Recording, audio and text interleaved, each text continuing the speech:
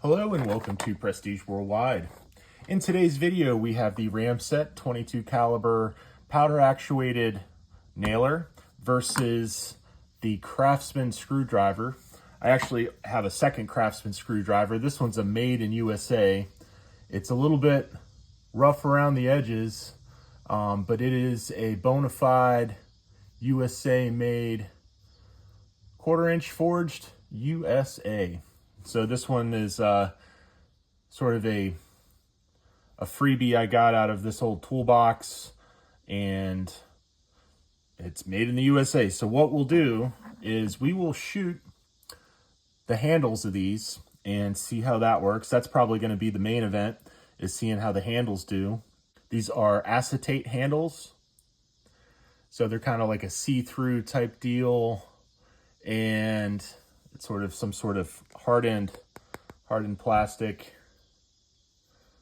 These are kind of the staple Craftsman handle for screwdrivers. I remember as a kid, my dad had a set of Craftsman in his tool shop, and I used them for taking apart skateboards and this and that, and messing around.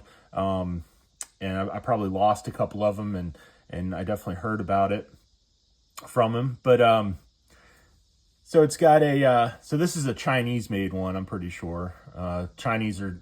China or Taiwan on the main country manufacturer on these. Doesn't say on it. They're definitely not made in the USA. Stanley Black & Decker owns Craftsman, and it's been quite a while since they were making screwdrivers in the United States. These are quality screwdrivers. I bought this at Lowe's for about $5.50, and they're just, on the shelf at Lowe's. I figure when we shoot this plastic handle, it's gonna be a real cool slow-mo. I've got a new tripod as well, and I think that'll give us a steadier picture of all the carnage here when we shoot it with the Ramset nail. Now, for those of you who haven't seen the Ramset videos before, this is sort of a series that I'm filming, and the Ramset is a gunpowder actuated nailer. So it uses a gunpowder charge. Here's a spent charge. They're essentially 22 caliber. They're essentially 22 caliber blanks. So here's one of the blanks, a spent charge. And you can see it's got a little firing pin. So, and these are a rim fire. They're not a center fire, so there's no primer in the middle there.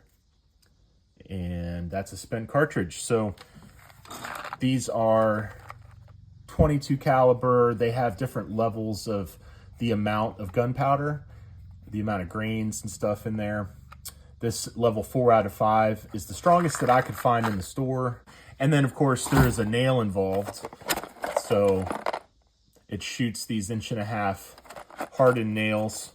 And then you can see it says attaches furring strips and plywood to concrete. So when I call this a concrete nailer, that's because it's traditionally used to attach furring strips and plywood to concrete. Sort of like in the illustration here, these are strips of wood. That is a concrete wall in a basement, and those little dots are these nails.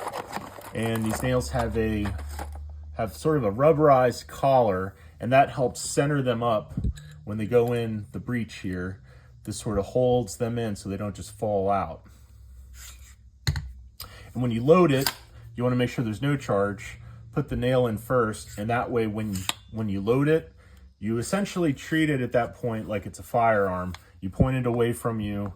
You don't, you just be careful with it, and it is a dangerous device until that charge is spent into either a furring strip or a Craftsman screwdriver or whatever type of thing you're doing that particular day. So take your guesses. Which one do you think is going to go shatter worse? Is the USA one going to withstand the concrete nail better than the Chinese made one? Or has the epoxy resin material yada yada in the acetate, has that improved over time? Or maybe the Chinese just have a better cheap plastic that, I don't know. I'm guessing the Chinese one is going to shatter better in terms of like smaller pieces, more of an explosion, cooler. I can't wait to see the slow-mo myself, so I'm looking forward to doing this. I'm looking forward to hitting the flat part here, the blade of these slotted screwdrivers. I think this one I can hit. This one might be too small to really hit. The nail might just go beside it, but this one I think I can hit. We'll shoot these things at least a couple times and get some good footage.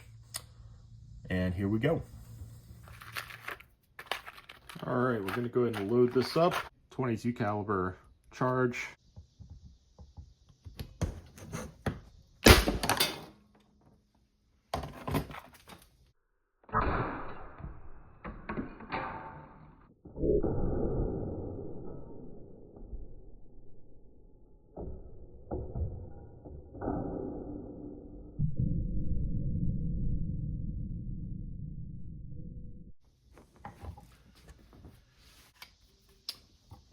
All right, time for the Chinese-made Craftsman.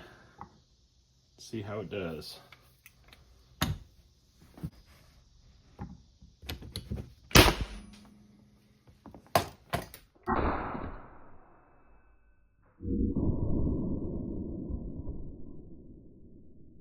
Huh.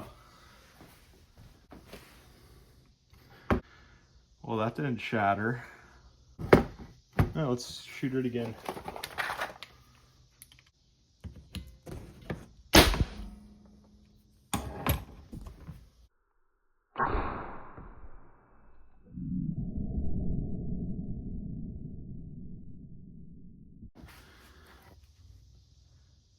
All right, so we got it to kind of split there.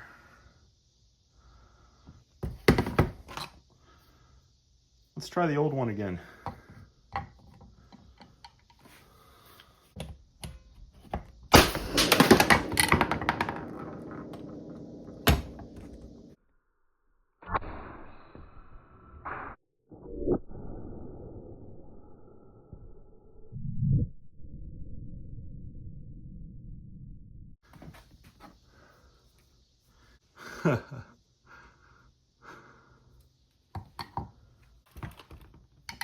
Yeah, that didn't do anything to the blade there. Nail just shot across the room. I'm gonna hit the handle again.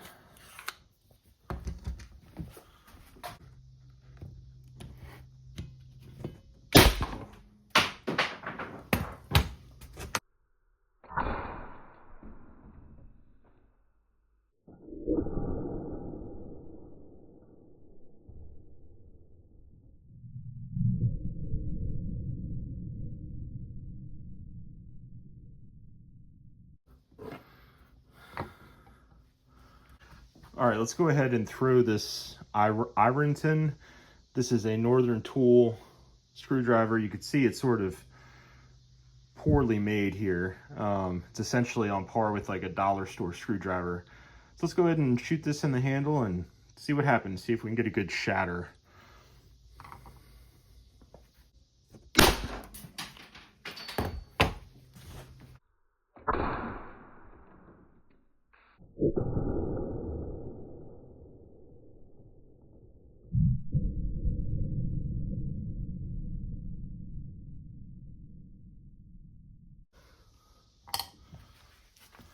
All right, so the results were somewhat surprising. The Craftsman, the new Craftsman, bought today from Lowe's, did pretty much the best in terms of durability. So I shot it twice, and it's still a screwdriver. You'd have to pry it off of there, and then have a couple nails sticking out. Might be a little dangerous. But yeah, I was expecting this one to shatter, like really good. So that one didn't shatter really good, although the Northern Tool Ironton screwdriver shattered like really good. Really just brittle plastic here. That's kind of a cool slow-mo to watch. And then the old school made in USA Craftsman did fairly good. I mean, of course, you're shooting this with a concrete nailer, so you don't really expect it to do too good. But it, yeah, it held up pretty nicely. Did shatter, but this stuff is not, it's not brittle. Maybe as it gets old, it sort of changes and breaks down. I mean, who knows what happens to this plastic here and how it's exactly made. But yeah, this thing had a long life. The screwdriver, who knows how old it is. Maybe it's from the 70s or 80s or something like that. And now in 2024, it had its last hurrah. Moment of silence for the Made in USA Craftsman. 1/4-inch forged USA. Although the blade on this one, I shot that with a nail and the nail went flying across the garage. I do have a 1/4-inch thick plexiglass barrier. I'm also wearing this welding sleeve and a heavy duty glove, and I have ear protection and eye protection. So, you know, I'm safe. Trust me, it's way more fun to do these when I'm being safe, when I have the protective barrier, when I have the protective gear on. You know, I can do these videos and have fun doing them. I don't have to worry about shooting my eye out or, you know, or having some sort of other injury from all this stuff. So it's just lots of fun. We found out what happens when you shoot 3 different acetate handles, and I thought the results were very interesting. Thanks for watching. Bye-bye.